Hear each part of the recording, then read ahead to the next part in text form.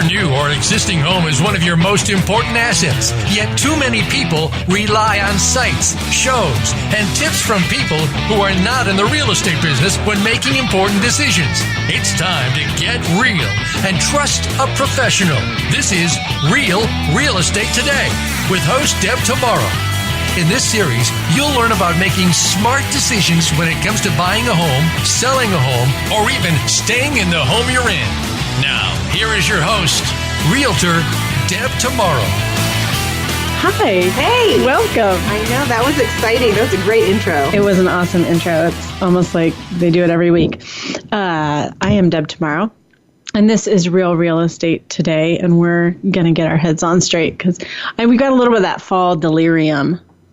Well, we went from summer to fall to winter. Yeah, 3 days. in like 3 days. Yeah. And Rachel mentioned it when she walked in the door today, and then Karen, you mentioned it when you walked in the door today. And we're comparing shoes, and it's been raining, which doesn't help either. Right. So it's not like pretty fall day, which we had, I think, one of. Maybe. Like it's sunshiny. It was just one of those days crisp. where I thought, I don't know what kind of jacket to put my son in for school. Yeah. And the days have been getting colder, so like some mornings I've left and think I'm dressed appropriately. It's not. Yeah, it's really a challenge. Well, I have this like cape thing on today because I'm trying to be stylish, but I will probably knock something over because it's like... No, you're a superhero functionally of Realtors. Right, but it's functionally a little like I can't put my arms out all the way if I need to. So if there's a fire or emergency exit that needs to be opened, don't look at me because my clothing will probably restrict me on them.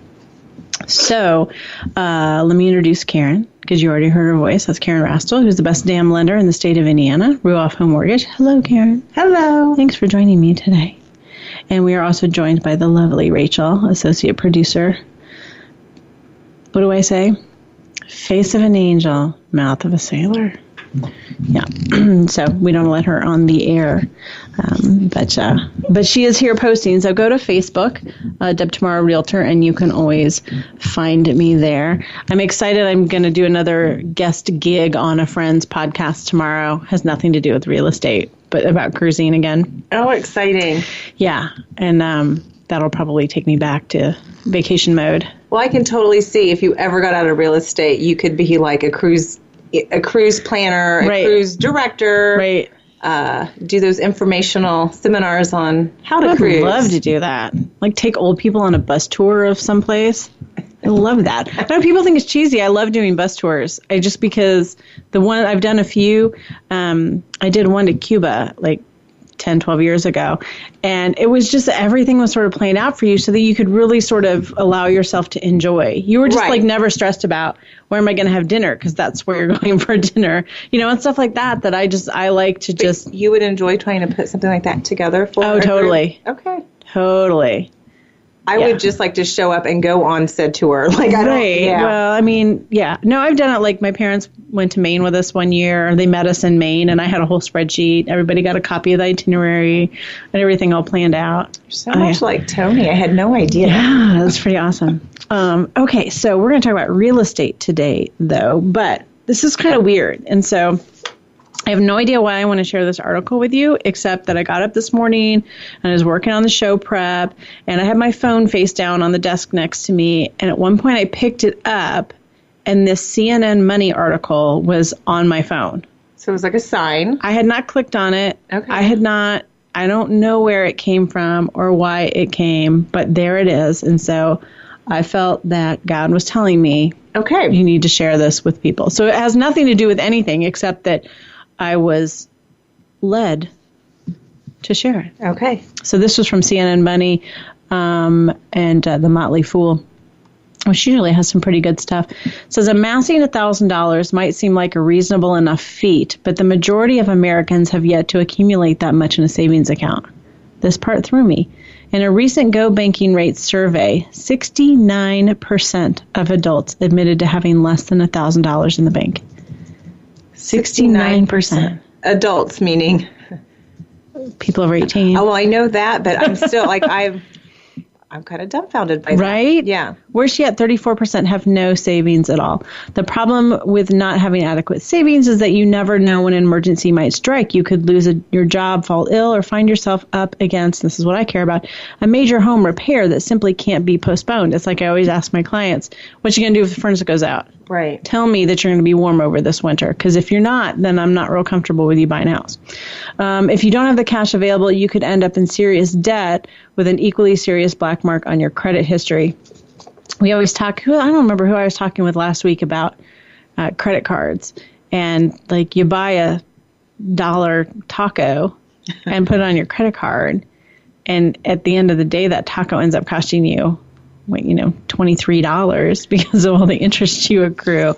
That $8,000 furnace might end up being a lot more. If you don't yet have $1,000 to your name, here are a few ways to work toward that goal. So I thought this was some good inspirational stuff. So I want to challenge everyone to make sure, set a goal for yourself that by the end of next year, that's all. I'm just asking end of next year. I'm not saying end of next month. I'm saying end of next year. You have $1,000 in the bank. So create a budget. Everybody hates creating budgets, right? Everyone except, I know one person. Yeah, except your husband. Mm-hmm. He should start a business like helping people create budgets. A household budget can open the door to savings by helping you identify your key expenses and get a better sense of where your money is going. But for some reason, nearly 60% of U.S. adults don't follow a budget. I would say that number is probably more like 69% of adults, maybe even more. If you're serious about saving money, you'll need to create a roadmap of your various costs so that you can see where they go or where there might be some fat to trim. Now, I'll tell you, honestly, do I have a spreadsheet budget like your husband does? No. Do I have a general, this is my budget, this is what this is going to cost and this is what that's going to cost?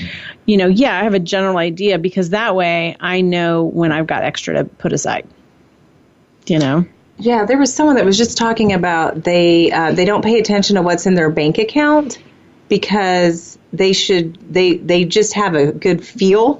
I can't remember who was having this conversation that it should never be under a certain amount. They know enough not to spend. I don't know how they track that, but I think the important thing is that it gets tracked somehow. That you're balancing a checkbook, or you have a general idea of what your expenses are. That you give a second thought to buying something, and think about how that fits into your monthly plan. Number 2, cut back on small luxuries. And I like this paragraph because I thought the math was kind of interesting. While you may dread the idea of giving up your beloved morning coffee or brown bagging your lunch on a regular basis, if you're willing to make a few smaller sacrifices, you can accumulate $1,000 rather quickly without having to compromise the big stuff. Imagine that every time you walk to work, instead of springing for the bus fare, you shave $2 off your commute. Throw in the $2 you'll save by making your own cup of coffee and the $6 you can easily save by packing your own lunch. And you're looking at an extra $12 a day. And if you do this just twice a week, not every day, twice a week, you'd have that $1,000 within a year. So that's something to think about. Could you find $24 a week to set aside? I couldn't before, but I did one of those. I saw online, it was like a penny a day challenge or something like that. Did you do that? I did it. I did it one year where literally you'd put 1 penny in a jar. On the first day of the year. Yeah. On day 10, you put 10 cents. Yeah. And I thought, well, that was manageable. What did you end up with at the end of the year? Like $667 and some change. Sweet. And then I found a different one. And now my husband thinks it's a game. He found a different one. And it was each week you put $1 in. So at the end of the year, what you're contributing is $52 that final week. And then that... Oh, you add $1 each week. So $1 first week, $2 the second week, $3. Yeah. And what do you end up with that? I don't know because I have spent my money. No, last year? No, both years. But no, what I've been doing with that money is donating it and doing different things with it. So you're so good. If it was to donate for a massage for someone who needed it or something like that, just anything like that where normally that wasn't in my budget to do, I would just go take it out of the jar. Yeah. I think we should have Tony on to talk about budgeting. He would totally get into that. He would totally be like a 12-part series. We should have a lot to say. Yeah. All right. Number 3, reduce one major expense. Sometimes it's easier to eliminate one large expense than to give up the daily indulgences you've come to enjoy. So if you're willing to forego that new TV or take a staycation instead of going away, you can save $1,000 in one fell swoop. Number 4, pocket your raise or bonus.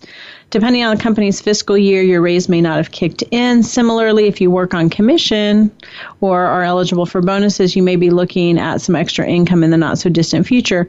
If you're about to get your hands on some extra cash, your best bet is to stick it right in your savings account. Kind of live like it didn't happen until you kind of meet your goal. And number 5, find a side hustle. Not everyone has the opportunity to get a raise or pick up extra hours at work. If your primary job doesn't offer a chance to snag some extra cash, your next best bet is to pursue income opportunities on your own. You might, for example, look into babysitting, dog walking, or teaching an instrument you've been playing for years. You might moonlight as a sales associate for a local business with a known busy season. Holidays coming up, that's a great thing. I know I see all the time people on Facebook complaining that they don't have enough money, and I always kind of go, just maybe deliver some pizzas for a few months. I know those pizza places and Buffalo's, they're always looking for delivery drivers, even if it's for a few months, and you can, really make some pretty good and quick cash. Absolutely. I know, my friends at Buffalo's, your friends too, all of our friends, which is a wing joint, one of the top 10 wing joints in the country, as rated by USA Today. There's a plug for them. But they say their delivery drivers can make like over $100 a day in a shift because of all the tips and all that stuff. Mm-hmm. So you think you could work 10 shifts. I'm not recommending, let me make a commitment to a job, but 10 shifts, boom, $1,000. Yeah. It just takes some dedication and some type of discipline to be able to do whatever you need to do to save $1,000 or whatever the dollar goal is that you're trying to do. Right. I mean, I just had a delivery from that place, and I don't know if the drivers get part of the delivery fee, but just the delivery fee itself was sizable. Right. No, there's definitely opportunities. So anyways, that's your inspiration to go out and save a little bit of money. Now, for today's show, I always want to be relevant and current. So one of the things I always do is look back on the previous week and go, what did I do a lot of this week? And this week was really about sellers for me, listing appointments. Not necessarily people who want to list now, but I'm starting to get those calls from people who want to list in the spring. And the smart ones, the brilliant ones, are calling me now in October and November. And so that's your first tip. But that's what we're going to talk about on today's show is what are those things that spring sellers should be doing now. I'm going to give you a list of 10 things. And you don't need to worry about anything else. You just worry about those 10 things for the next few months, and you'll be ready to sell in the spring. So that's what we're going to talk about when we come back, but we are going to go to a break right now. So probably go get some chicken wings, and then we'll be back. You're listening to Real Real Estate Today, your home for smart real estate.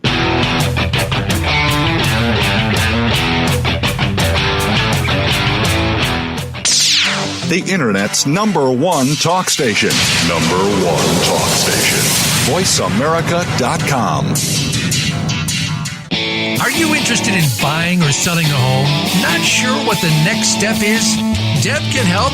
Go to realrealestatetoday.com and click on Start Here. You'll be asked a few simple questions, and Deb will personally contact you to help answer your real estate questions and connect you with a realtor in her personal nationwide network of realtors. So even if you aren't in Deb's service area, you're guaranteed to find a good match wherever you are. Visit realrealestatetoday.com. Are you finding your frequency? It can be described as that space between failure and success. It's the future of digital media. It's finding your voice. It's engaging topics, content, and ideas. Jeff and Ryan discuss the digital media space and all of its aspects. It's about making the mistakes, taking the chances, summoning the intestinal fortitude to step out of your comfort zone, and discovering what you can accomplish when you decide to try, decide to learn, decide that you have something to say, and find your frequency. Live Fridays at 2 p.m. Pacific Time, 5 p.m. Eastern Time on the Voice America Variety Channel. You count. Tune into Inner Revolutionary Radio and join the spontaneous wave of people all over the planet who, like you, are changing our world from the inside out. Follow the movement. Meet guests who are shaking things up. Call in and gain insights and courage to empower your own voice. Large or small, your part counts. So join us. Co-hosted by Helen Hillocks, Todd Benton, and Chris Reeves. Inner Revolutionary Radio airs live every Thursday at 3 p.m. Pacific Time, 6 p.m. Eastern, on the Voice America Variety Channel. Streaming live. The leader in Internet talk radio. VoiceAmerica.com.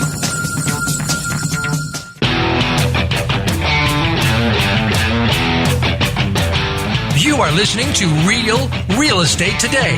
To reach Deb Tomaro or with questions and comments about the show, please send an email to Deb at realrealestatetoday.com. That's Deb at realrealestatetoday.com. Now, back to this week's program. And we're back. I missed the sound effects that we had last week. If you didn't listen to last week's show, you should go back and listen to it. Yeah. Yeah. I had a moment this morning. I thought, I'm going to do sound effects again. I thought, I don't think I want to be that person. They should make special appearance sound effects. Okay. Once a month, we'll do sound effects. You'll keep me under control there. Just surprises. Okay.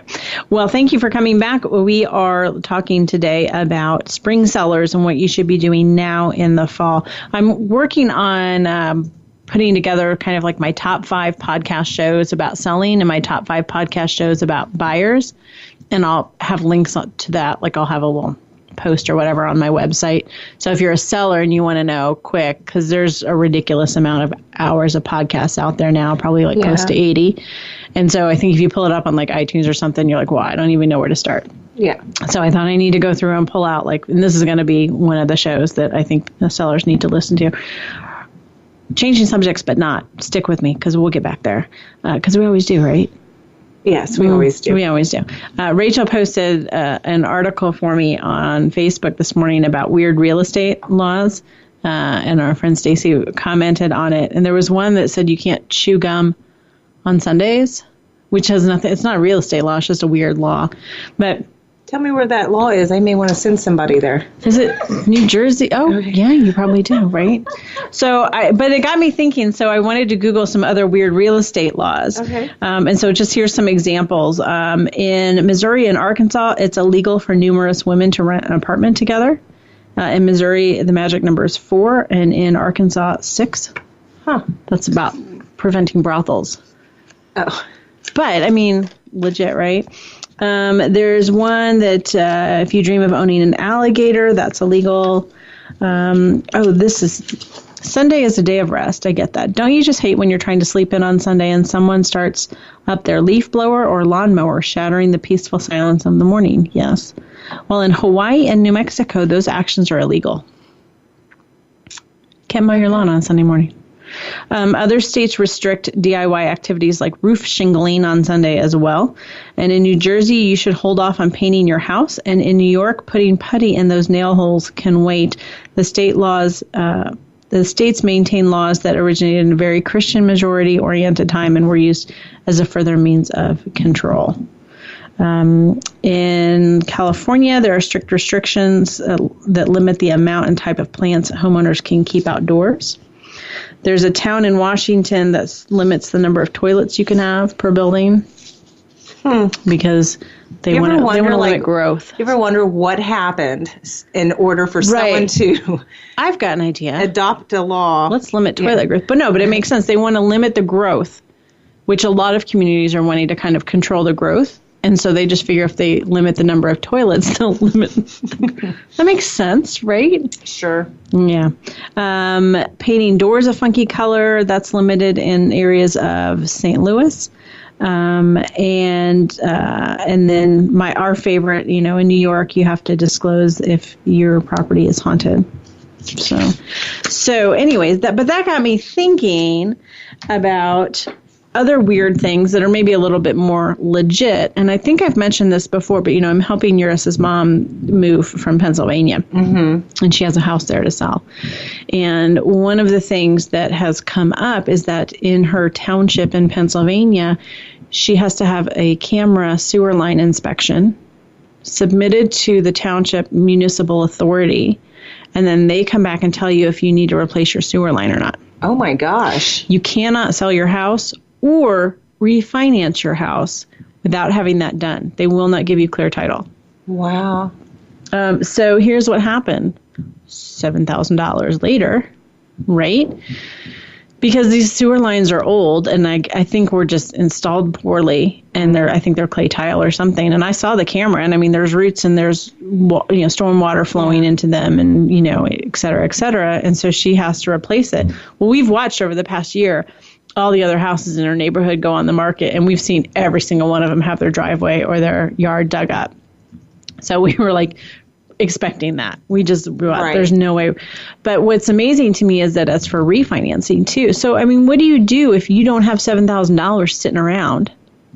I don't know. I mean, I don't know if you would be able to roll that, take part of your proceeds, like if there was equity in the home. Interestingly enough, the plumber I consulted with is also a mortgage loan originator.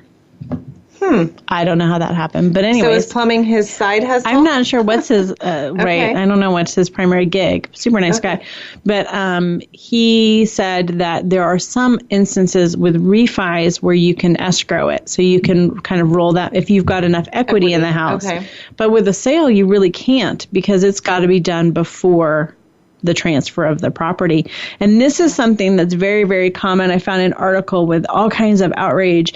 There's another area, she lives in the Pittsburgh area. There's another municipality called Lower Burrell, I think is how you say it, in Pittsburgh that just announced last year in 2016 that they were going to be doing the same thing.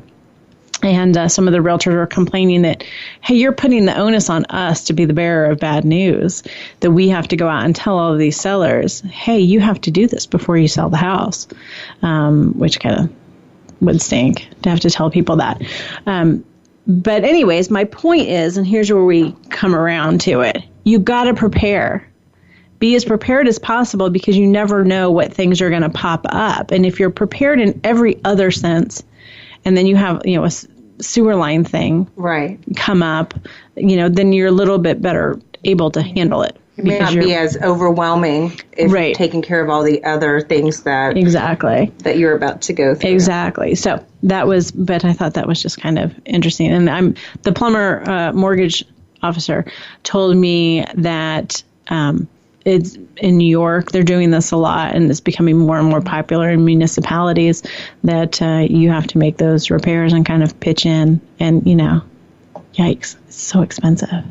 I know. I was thinking about the old office I used to work in, and we would have issues, and then the plumber would come in and say, these are just really old pipes, but they go...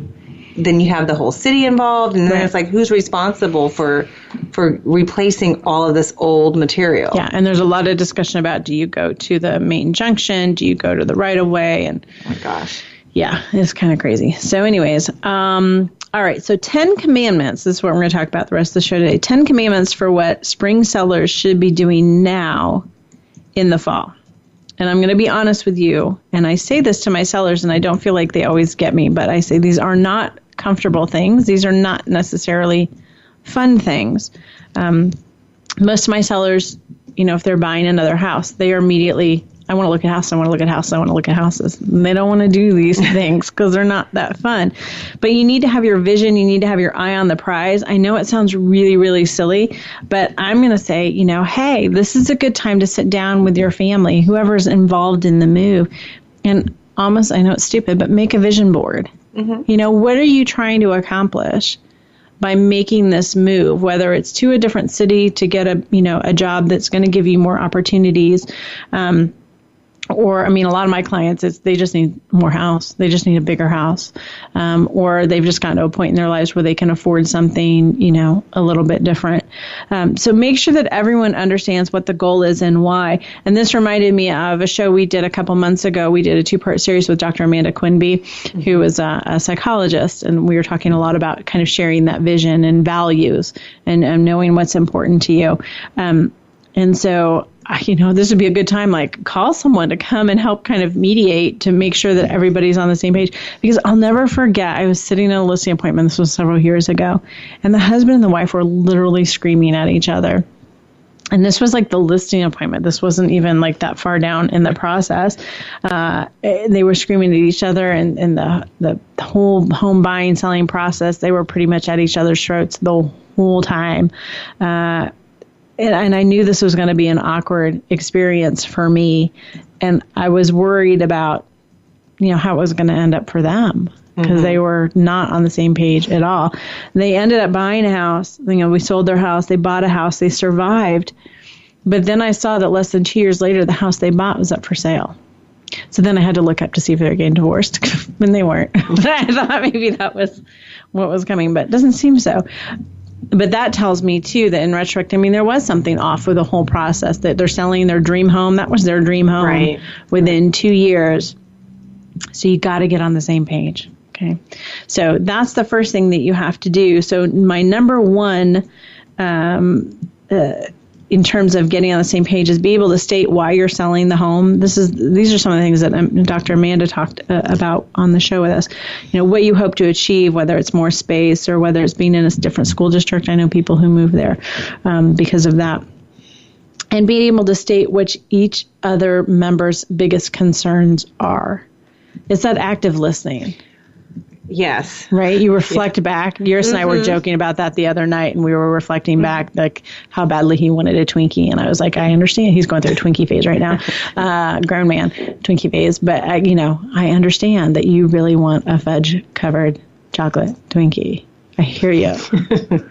They are downstairs on top of the fridge. Go get one. But anyways, reflect back. Like, I've got a family I'm working with right now, and I can tell that the wife's biggest concern is getting the current house ready for sale. No one's ever said that, but I've been doing this long enough. I can tell that's what the issue is.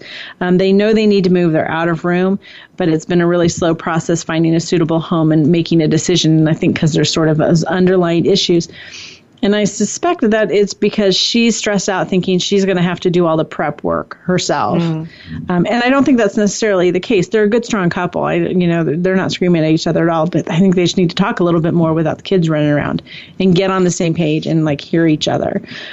So I think, understanding, doing that active listening really helps to get everybody on the same page. And then conversely, not just understanding what the other person's biggest concern is, but also what their biggest excitement is, so that you can kind of build that up. That's important too, because you want to honor it and you want to keep that excitement. Always want home buying, want the whole process to be fun and exciting.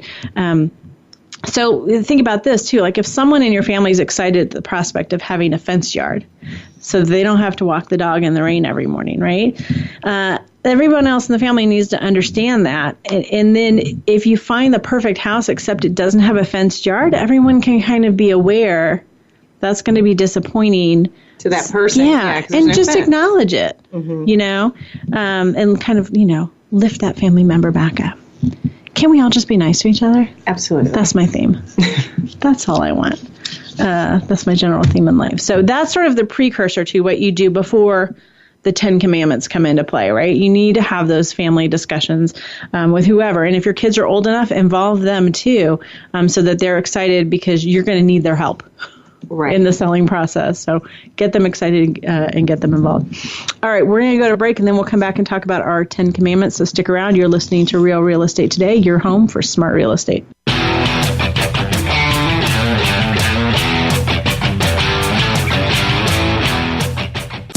Streaming live, the leader in Internet Talk Radio, VoiceAmerica.com. Are you interested in buying or selling a home? Not sure what the next step is? Deb can help. Go to realrealestatetoday.com and click on Start Here. You'll be asked a few simple questions, and Deb will personally contact you to help answer your real estate questions and connect you with a realtor in her personal nationwide network of realtors. So even if you aren't in Deb's service area, you're guaranteed to find a good match wherever you are. Visit realrealestatetoday.com. In the spirit of Have Couch Will Travel, Dr. Carol Lieberman creates a haven of sanity in an increasingly insane world. Each day we are bombarded with news of events that have never crossed our wildest nightmares. Society is spiraling out of control and everyone is reeling from it. But now there's an answer. The best way to keep sane in this insane world is to tune in to Dr. Carol's Couch on Voice America. Dr. Carol, a certified media psychiatrist, will broadcast live from her Beverly Hills office every Tuesday at 1 p.m. Pacific Time. Call or log in and get help with whatever is sending you reeling whenever you need a soothing voice to calm and advise you. That's Dr. Carol's Couch every Tuesday at 1 p.m. Pacific Time here on America's Voice, voiceamerica.com. What if there was a radio show that could demonstrate how we can cut your taxes in half without diminishing needed government services? One that could explain how to create tens of millions of jobs at no cost to taxpayers, as well as fantastic yet easily affordable health care. Side effects include cutting crime rates nationwide, providing better education for our children, international peace and harmony, and protecting your private personal data from government intrusion. Tune in to Libertarians Working for You with Arvin Vora, Tuesdays at 8 p.m. Eastern Time, 5 p.m. Pacific Time on Voice America Variety. Tune in to The Patricia Raskin Show on voiceamerica.com every Monday at 2 p.m. Eastern Time and 11 a.m. Pacific Time. This is the program that helps you turn obstacles into opportunities, challenges into solutions, and find answers to tough questions with the award-winning powerhouse voice of radio, Patricia Raskin. So tune in and call in to The Patricia Raskin Show, Mondays at 2 p.m. Eastern Time and 11 a.m. Pacific Time, right here on the Voice America Variety Channel. The Internet's number one talk station. VoiceAmerica.com.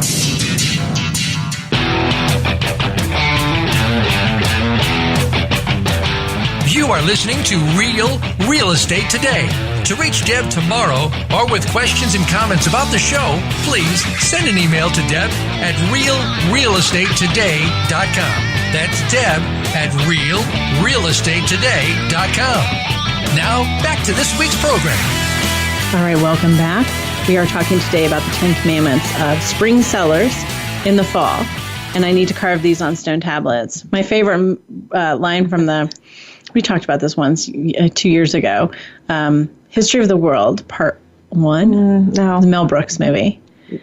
And it shows like Moses coming out, and he's got 3 tablets with 5 commandments each. And he's like, I bring to you 15. And then he drops one. He's like, damn, 10 commandments.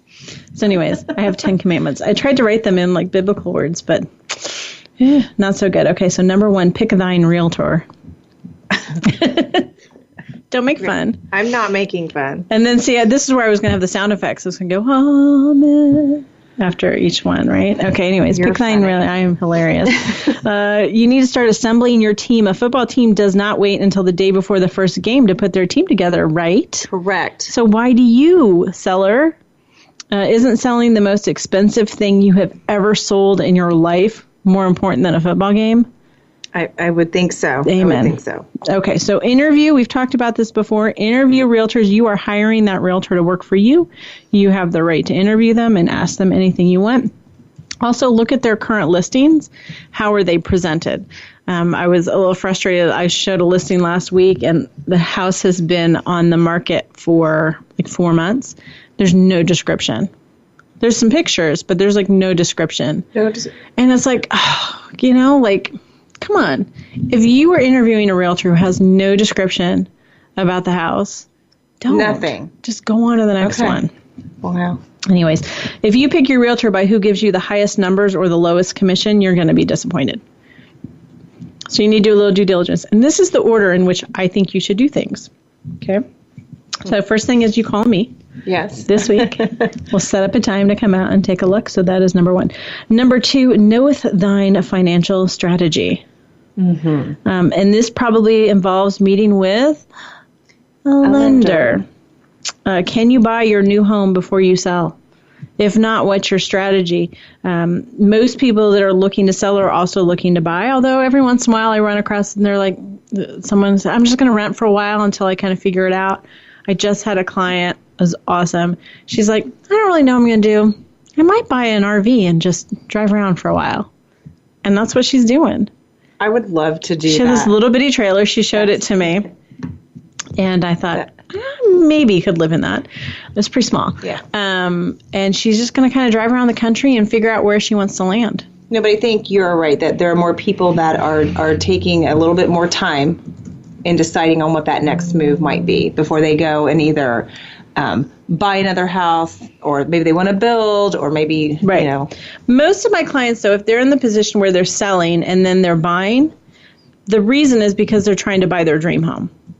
So you need to figure out your strategy and what your options are so that you don't give yourself a week to have to find your dream home or you're going to be homeless. Which is what I see a lot of people get involved in. And also, we've talked about this before. If next year's a seller's market like it was this year, you're not going to have the opportunity to make an offer that's contingent on the sale of your house. Right. That's just not really an option in most of today's world. You can certainly do a reverse contingency, which is you negotiate into an offer. I'm going to sell my house, but I'm not going to finalize any offer until I have a place to go, kind of thing. So there are some options, but you need to understand what those are. And financially, you need to understand what you can do. So knoweth thine financial strategy. Number 3 is my new favorite that everybody's going to get sick of hearing, because I'm probably going to say it every show from here on out to the end of eternity, because I think it's such a good idea. And that is practice thine new payment. So practice your payment is what I've been telling people. Yes. And they go, what? That makes so much sense, though, when we were talking about that a few weeks ago, and it just makes sense to try to test that out. So if you're intending on buying a more expensive house, which usually is what happened, you kind of move up, or moving to a more expensive market, even if you think, okay, next year we're going to move to Seattle, because that's my dream to live in Seattle, figure out what's going on in the market there, figure out what an anticipated house payment is going to be for you, and start to make that payment to yourself. Pay your current house payment out of it and then save the rest, and find out if you can live like you want to, if you can still do the things that you want to do, or if you're feeling really tight. And then at the end, the bonus is that you've got money saved for moving. You have money saved if you have a few months of double mortgage payments, if you need to buy a new couch, if you need family therapy after all the stress you've been through. So I really, really am going to just be advising everyone to do that, because I think that's a great way to minimize the stress, for sure. Number 4, knoweth thine market's timing. So what is your market's timing? This is, should you really wait till the spring? I don't know. This is where I would go back to your step number 1 and find the realtor, right? Yes, and that was one of the main questions that I got asked this past week with my listing conversations. And, I could probably spin the answer anyway. I feel like I need to spin the answer, because there is really no good answer. The one thing I'll say is, when people say to me, when should I list my house? I say, when you need to sell it. When you decide you're ready to move. But no, I probably think like a lot of other people in our area, where the seasons kind of drive us to want to do things like that. So springtime, it's new beginnings, it's new life, it's, I don't know, better weather, and let's move. Right. Yeah. So that's typically, late spring and then into summer is when I think a lot of markets tend to get really busy. In our market, it's the end of January. And it always has been. Been doing this for 11 years. It's always the end of January, beginning of February. So I usually am telling my clients, plan on March 1st, because I know it's really going to be April 1st. Right. Because they're going to need more time. And then you'll still get in. But if it's June 1st, you're too late in our market. But that is different for every market. So you need to find an expert in your market. One of the things, though, that is interesting to me, I had a listing appointment over the weekend, gorgeous house. There was one thing that was a little bit quirky about the layout on the first floor. And it has me a little bit concerned. And I think there are solutions to it, but it was a little quirky. And I said, here's my thought. My thought is there's not much competition right now. It's kind of slow, but there are still buyers out there. There are probably still people left over that didn't find a house this year, right? Because we had such a shortage of homes. If you wait and you list in the spring, you are going to be the bridesmaid and never the bride, time and time again, because you got this quirk. That makes sense? Yes, it does. But if you list now, when there's no bride, then you get to be the bride. Exactly. Because people are going to come out, they're going to be like, oh, this is pretty good. And I don't want to miss another year, so I'm going to grab this while it's out there. Right. So I certainly think that that is a strategy, that if you are a house that's a little bit quirky, sometimes listing in the off season can be a good thing because you don't have as much competition. So that's definitely something to consider. I did want to touch too on why does our spring start in January? I have no idea why our spring starts. Really? I don't have any idea. I just know the past few years, I have gotten busy in November and December, and that used to be when I used to do my goal setting and planning for the next year, and not so much. I have no idea why. So in our community, we're driven by the university. So we're college town, sure. Indiana University, go Hoosiers. And I said that with a lot of enthusiasm, didn't I? Go Hoosiers. And so we are very, very driven by the university schedule. And what that means is that most rental properties are on this July-August cycle. Because that's when all the new people are coming into town, whether it's students or whether it's faculty, they're all kind of coming in that July, August. And so even if you aren't associated with the university, there's a good chance that you are in a lease from July to August, or July to July, August to August, which means that if you're looking for a home in June, it's probably too late. Mm-hmm. And so they start earlier in the year so that they've got time. So that's a big, big reason why. Because it's not the weather. No. As we discussed yesterday, I was showing houses and was like, today is not the day for cute shoes. And I think it's about time that they go away and now the boots come out because it's just going to be yucky. But people, gosh, in the wintertime, I know when we show houses in the snow. So definitely staying busy there. All right. And number 5, commandment, fixeth thy house. Do what you need to do to sell the house. If you think you'll get away with doing nothing, you're going to be disappointed. And it doesn't have to be necessarily major stuff. But again, this is where it kind of goes back to number 1, pick thine realtor, that you want someone to walk through the house and give you an honest assessment. Typically, it's clean, clean, clean, clean, clean, like you've never cleaned before, into the corners, up and down, places that you never thought you'd clean. Sometimes it's some freshening up of some paint. A lot of times it's decluttering. So it doesn't necessarily mean you have to replace the kitchen countertops. Right. I'm always amazed at when I walk through a house with a seller that my list is typically a lot shorter than their list. And that's because, that's what I do. And so I can help you prioritize. Right. So that makes a big difference too. That's going to lead us to fixeth your house, leads us to inspecteth thine home. I know, I got a little carried away. It was early. I was caffeinated. And we're going to talk about inspecteth thy home when we come back from break. So stick around. You're listening to Real Real Estate Today, your home for smart real estate.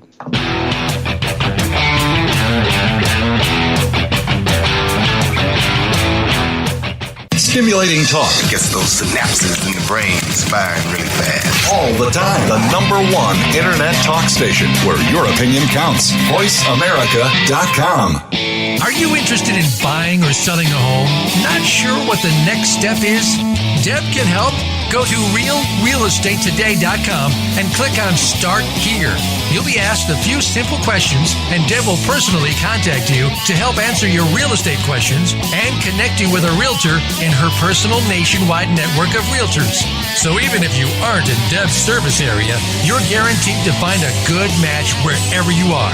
Visit realrealestatetoday.com. What makes a great leader? Most have a vision, one that starts beyond the resources available and continues from that point into developing a solid plan, organization, and company. Leadership issues are discussed each week on Voltcast, Illuminating Leadership with host Jeff Smith. Jeff has years of experience as a leader and executive coach, and his guests will bring you information that can help a team of any size. Listen every Tuesday at 1 p.m. Eastern Time, 10 a.m. Pacific on Voice America Variety. Streaming live. The leader in internet talk radio. VoiceAmerica.com.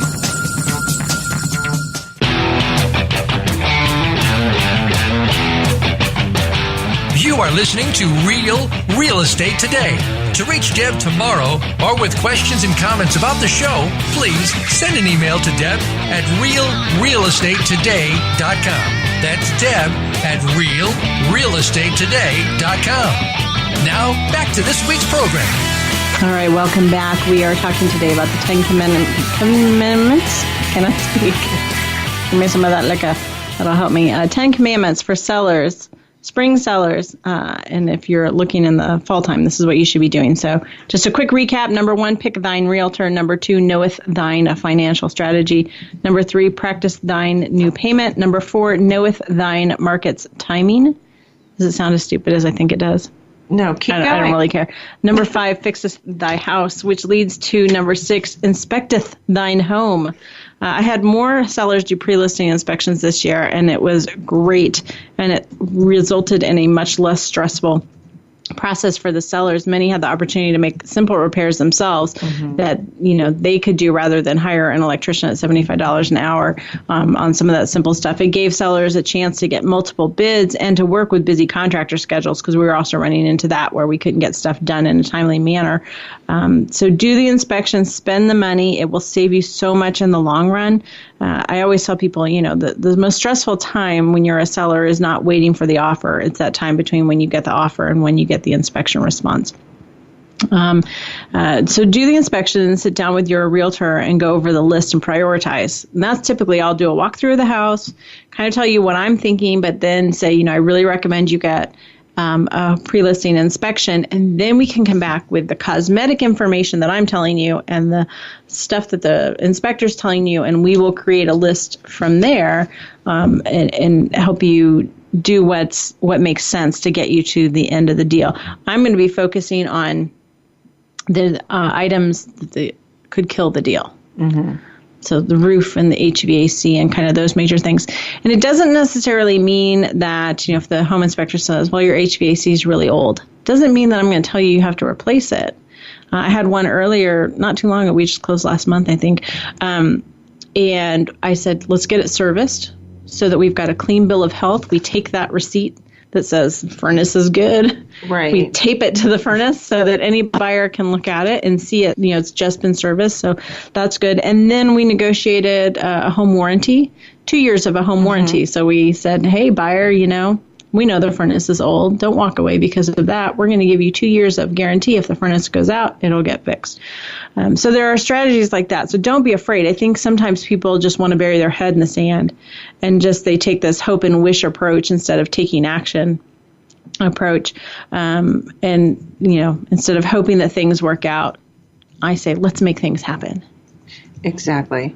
I was thinking that when we were purging things at our house for the weekend, I was kind of looking around and I thought, maybe we should just get a home inspection just to kind of see what the pulse of the house is at this point. It's 12 years old, 13 years old. And then right now I'm kind of taking that. I'm like, I'm just going to stick my head in the sand for another year. And not deal with it. Right. Yeah. I know. And that's a great point, too. I always tell people, every 4 or 5 years, it doesn't hurt to get a home inspection so that you can start to plan, because people just get sideswiped by, I wasn't expecting these things. Number 7, this is one that if you know me, I've gone around for years and told people this in May and in September, October. So I'm a little late this year. Taketh thine outside pictures. That's so hard to do. Like, you forget to do that. I know. So it's in May. May in Indiana is gorgeous, like end of May, when everything's super green and the daffodils are in bloom. And then this time of year is kind of pretty too. Not on a rainy day like today, but the grass is green back up. Like, how grass gets kind of dull and brown in the summer, and then it greens back up in the fall, and the leaves look pretty. So it's a great time of year to take pictures if we get a sunny day. And just think about this. If you're listing your home in February in Indiana, yeah, I know it's the month of love, but it's not a pretty month. You can't see anything. Everything's covered in snow or ice. And it's gray and it's brown and it's just ugh. So if you are listing your house and you can put a green picture up against all those people that have brown pictures, that's a good thing to call attention to. And same thing if you have a pool. A couple years ago, I listed a house and it had to have been January or something. I'm not even sure. I mean, it was wintertime. The pool was closed. These people bought this house. They never saw the pool. They never saw the pool cover off. So take pictures of the pool, or have your realtor come out and have their photographer take the pictures. I'm always happy to do that too, just to take a couple pictures. So we've got that. So now it's number 7, take the thine outside pictures. Number 8, I can't say this word, formulateth. Making stuff up. See how sometimes I entertain myself. Formulateth plan A and plan B. This is something else I always talk with my sellers about. Like, okay, we're getting there. We're working on the repairs. Now I want you to think about what's your plan A and plan B. You know what you're dealing with. You've got the pieces of the puzzle. So now you need to put them together, but a couple of different ways. So your financing. You can figure out what your best option is for selling and then buying or renting. You know what needs to be done, so you can plan on repairs and updates. So start to take all that information and put together some weekly goals. Mm-hmm. Tony would do this, right? He totally would. Would he do this? Is he a good project planner?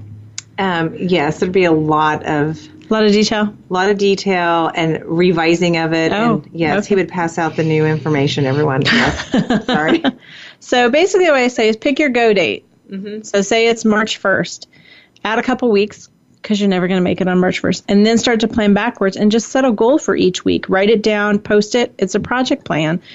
Don't worry about anything else but the goal for that week until that goal is accomplished, because it's so easy to get overwhelmed. This is what we were doing with Eurus's mom with the move, because we're all out here in Indiana. She's in Pittsburgh, and we're trying to help with the move, and she's getting really overwhelmed. I'm like, here are the 3 things you need to worry about this week. Right. Do not worry about anything else. If you ask me questions about anything else, I will not answer. This is all we're doing, is we're focusing on these 3 things until they get done. Mm-hmm. And then we're going to move on to the next 3 things, because those next 3 things are still going to be there. Like, there's no sense in worrying about them today, because they're still going to be there to worry about tomorrow. Now she's on the reverse side trying to unpack all the boxes.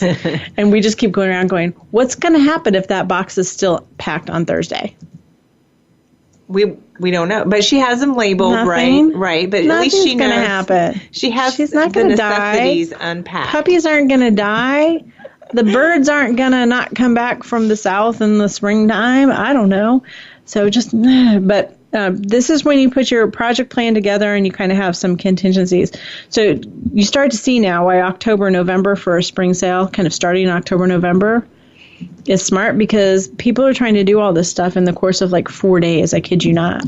I could see that, because us just purging things over the weekend, I was like overwhelmed. I'm like, I have to go get this stuff donated now. They come back and they just, they call and I'm ready to list, and okay, we can get all that done this weekend. And you can't. It takes like 9 weeks, I swear. All right, number 9, packeth up and practiceth the law of attraction. Swear I'm not drunk. So we've talked about the law of attraction before. Simply put, the law of attraction is the ability to attract into our lives whatever we are focusing on. It uses the power of the mind to translate whatever is in our thoughts and materialize them into reality. If you focus on doom and gloom, you'll remain under that cloud. And if you focus on positive thoughts and have goals that you aim to achieve, then you will find a way to achieve them. So that is like packing. Start acting like you're moving, because you are. Your house is going to sell. You're going to move. You're going to, move towards this great new vision and your goals, and that's awesome. I always think about Rosie O'Donnell. I'm sorry, I do. I hate that. I think about her when I think about law of attraction. But she used to always say, like when she had that talk show years ago, she would say, "If you can dream it, you can do it." And that's kind of what the law of attraction is. Like, if you can, she had that. She says it all the time. Okay. Yeah. So I'm a little tormented because I think about Rosie O'Donnell. And I'm sorry. I went to her one of her tapings. Anyway. Oh, you did? Oh, yeah. Tell me about that sometime. Okay, and then number 10, do unto others, which is the golden rule, right? Do unto others, you have them do unto you. You're going to need help, so start paying it forward. I know, is that selfish? I don't know. I thought that was a pretty good tip. You're going to need someone to help you with the kids and with the dog and with the moving and the storing of stuff and a couch to sleep on. So go be nice to people. See what you can do to help them out. Exactly. Start to pay it forward. Yes. So that, you feel free to ask for help. You need to ask for help. So get whatever therapy you need to get so that you are comfortable asking people for help. Because I know people like you and I, we're not comfortable asking people for help. No, but if I do receive help, then I am trying to give it back 100 times over because I am that grateful. So this is the time of year you pay it forward. Absolutely. Brilliant, right? All right. Do I have time to recount real quick? All right, I'm going to go over them really fast. Number 1, pick thine realtor. Number 2, knoweth thine financial strategy. Number 3, practice thine new payment. Number 4, knoweth thine market's timing. Number 5, fixeth thy house. Number 6, inspecteth thine home. Number 7, taketh thine outside pictures. Number 8, formulateth plan A and plan B. Number 9, packeth up and practice the law of attraction. And number 10, do unto others, pay it forward. So that is my advice. We're going to put that up on Facebook because I think that's just the simple checklist. You don't need to worry about anything else. Just start working down that list. If you want to be a spring seller, if you're local in Bloomington, give me a call, and we'll walk you through and get a strategy going. Next week is Halloween. Oh my gosh, it is. I know. So everybody go buy your candy. I like candy corns and Butterfingers. I'm learning so much about you. There you go. All right. Thank you so much for tuning in. Karen, thanks for joining us. Rachel, thanks for being here. And we will be back next week with another show. Real Estate Today, your home for smart real estate.